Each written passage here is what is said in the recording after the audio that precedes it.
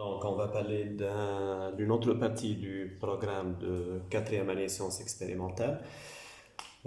C'est une question très fréquente dans les sujets du bac, dans les devoirs au cours de l'année.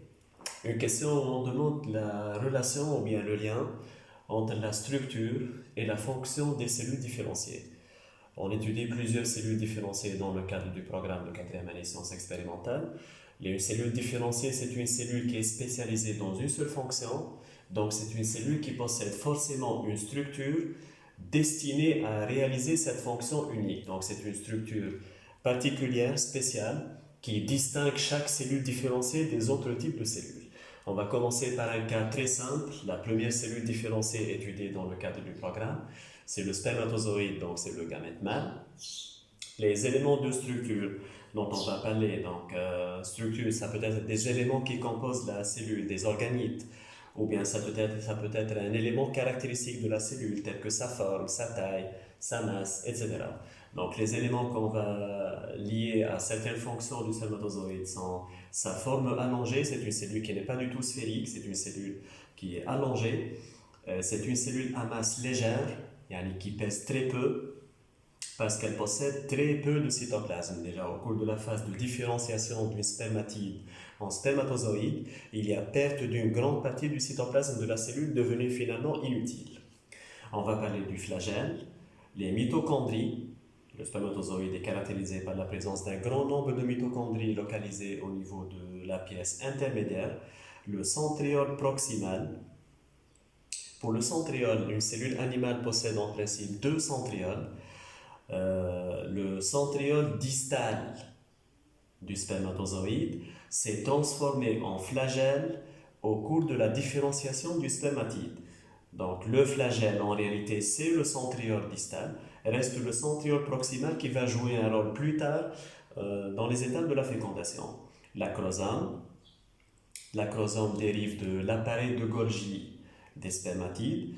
C'est une vésicule qui se trouve au-devant du spermatozoïde. C'est le premier élément, l'élément le plus proche de la surface du gamète femelle. On va voir pourquoi. Et bien sûr, le noyau du spermatozoïde, et qui est donc un noyau, bien sûr, haploïde. Le spermatozoïde est passé au cours de la spermatogenèse par une phase de maturation qui correspond à la méiose. La méiose, donc, va permettre le passage de l'état diploïde à l'état haploïde. Donc, commençons. À quoi sert la forme allongée, la masse légère et la quantité très faible de cytoplasme dans le spermatozoïde? Donc, ce sont des éléments qui facilitent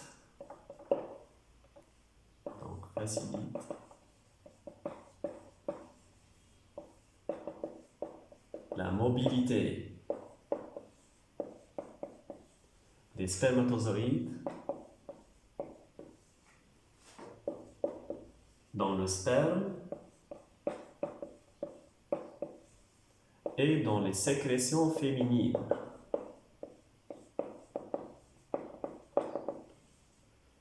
Donc, c'est carrément une cellule qui va nager, elle va se déplacer dans des milieux liquides. La forme allongée, c'est une forme de fuseau, forme de poisson, donc ça facilite la pénétration dans les liquides. La masse légère, ça facilite aussi le mouvement, plus c'est léger, plus c'est rapide. Donc, c'est une cellule qu'on qualifie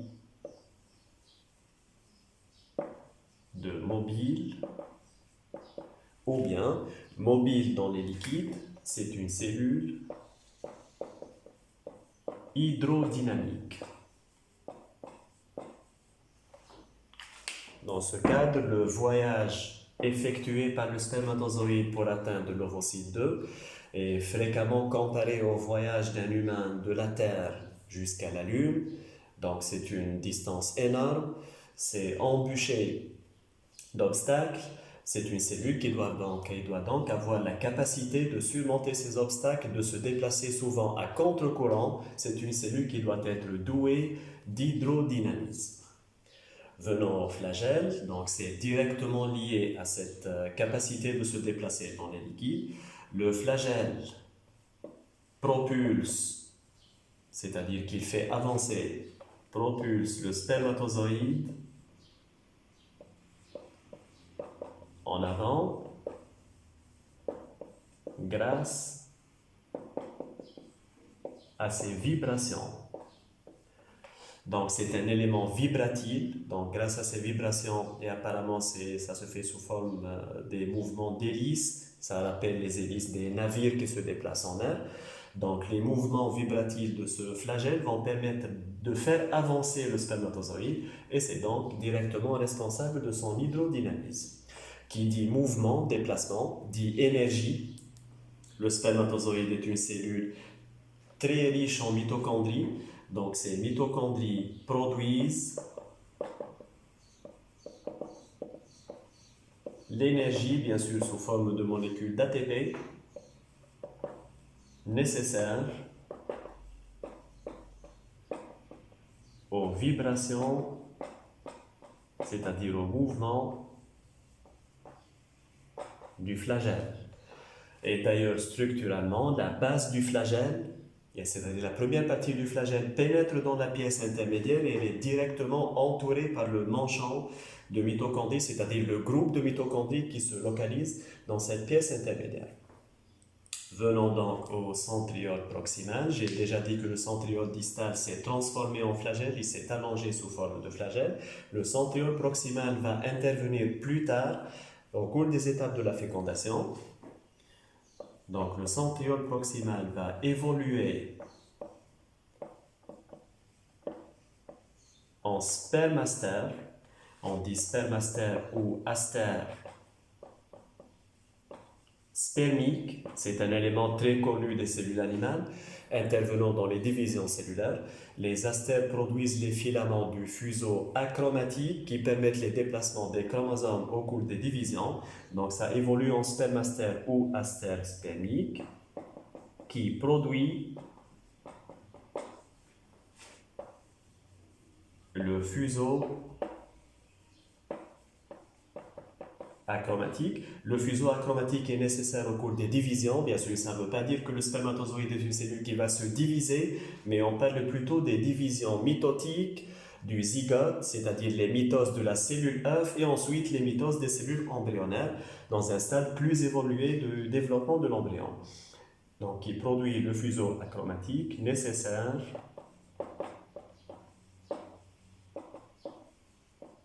aux mitoses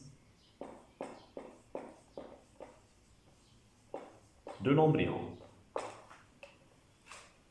L'acrosome, c'est un élément qui se trouve au niveau de la tête du spermatozoïde, c'est en avant du noyau du spermatozoïde. Donc, l'acrosome libère des enzymes, on les appelle les enzymes acrosomiales. Quel est le rôle de ces enzymes acrosomiales? Donc, des enzymes acrosomiales qui percent, percer, ça veut dire trouer, qui vont perforer, qui percent localement la zone pellucide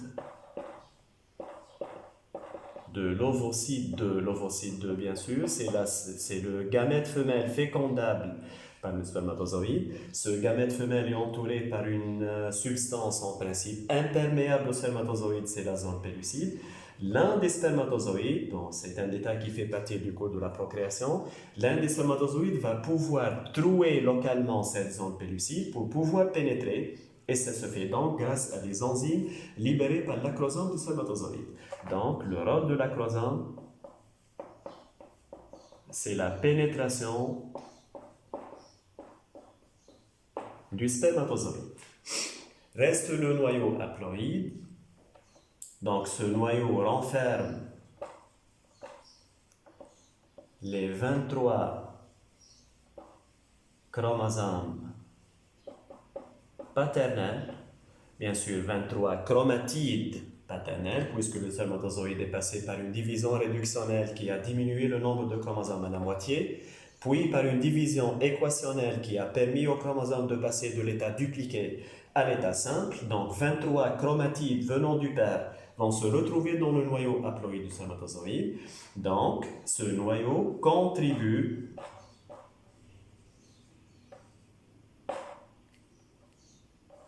au rétablissement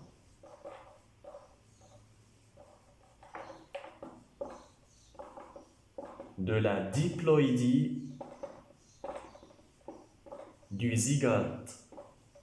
C'est-à-dire que les 23 chromosomes du spermatozoïde avec les 23 chromosomes de l'ovocyte 2 vont donner finalement 2n égale 46 chromosomes. Donc, si le spermatozoïde passe son noyau, il va participer au retour à l'état diploïde du zygote, donc enfin au descendant obtenu à partir de ce zygote.